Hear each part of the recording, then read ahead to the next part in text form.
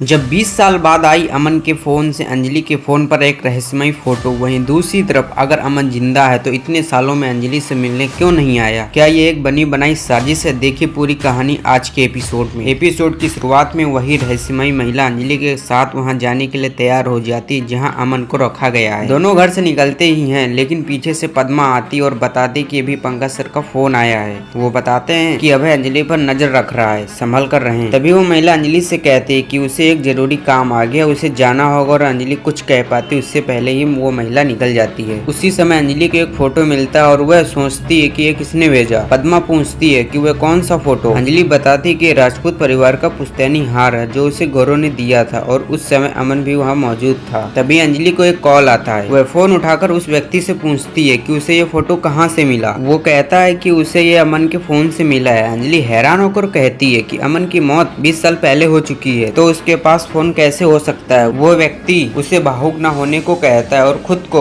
उसका शुभचिंतक बताकर कॉल काट देता है। अंजलि भावुक हो जाती है और पद्मा से शिकायत करती है कि कोई बार बार उसे अमन की यादें क्यों दिला रहा है। रमेश अंजलि को फोन करता है और कहता है कि उसने चुनाव आयोग में धर्मराज के खिलाफ केस किया है या नहीं। अंजलि बताती कि वह कुछ काम में बिजी थी, लेकिन जल्द ही शिकायत कर देगी। रमेश फोन काट देता है। तभी पंकज अंजलि को फोन करके अगले दिन अपने ऑफिस आने के लिए कहता है क्योंकि कोई उससे मिलना चाहता है। अंजलि मान जाती है। अगले दिन अंजलि, वेद और पद्मा पंकज के ऑफिस पहुंचते हैं। अंजलि पूछती है कि उससे मिलने कौन आया है। तभी रमेश अंदर आता है। रमेश खुद को अंजलि के लिए पिता समान मानता है और अंजलि भी उसे उसी नजर से देखती है। पंकज रमेश से मुद्दे पर आने को कहता है। रमेश अंजलि से अमन के केस के बारे में पूछता है और उस दिन क्या हुआ था ये जानना चाहता है। अंजलि बताती है कि वे अस्पताल जा रहे थे और सोच रहे थे कि उन्हें बेटा होगा या बेटी। तभी एक हादसा हुआ जिसमें अमन की मौत होगी और वह 21 साल से सदमे में है। रमेश पूछता है कि क्या अंजलि ने अमन की लाश देखी थी। वह कहती नहीं। फिर रमेश पूछता है कि लाश की पहचान किसने की। अंजलि बताती कि युवराज, कैवर, चंद्रमान, भजन और राघव समेत कई लोगों ने पहचान की थी, लेकिन उसे पूरी तरह याद नहीं। रमेश कहता है कि उसे उन सभी लोगों के बारे में पता है जिन्होंने पहचान की थी। वेद पूछता है कि वह कहना क्या चाहता है, तो रमेश उससे कहता है थोड़ा इंतजार करो। रमेश बताता है कि हादसे में अंजलि घायल हो गई थी और 3 लोगों की मौत हो गई थी। उनकी लाशें इतनी बुरी तरह जल चुकी थी कि पहचान पाना संभव नहीं था। वह आगे कहता है कि अंजलि के साथ एक और व्यक्ति को अस्पताल ले जाया गया था। अंजलि कहती है कि वह कोई और नहीं अमन था, लेकिन रमेश समझाता है कि 3 लाशें पहचान से परे थीं, लेकिन चौथा व्यक्ति ऐसा था जिसका चेहरा पहचाना जा सकता था और उसे इलाज के लिए अस्पताल ले जाया गया था। रमेश खुलासा करता है कि वह चौथा व्यक्ति अमन सिंह राजपूत था और अमन जिंदा है। अब सवाल ये है कि अगर अमन जिंदा है तो वह वापस अंजलि के पास क्यों नहीं आया, और जब राघव, युवराज, भजन को अमन के जिंदा होने की जानकारी मिलेगी तब क्या होगा? देखे अगले एपिसोड में। धन्यवाद दोस्तों।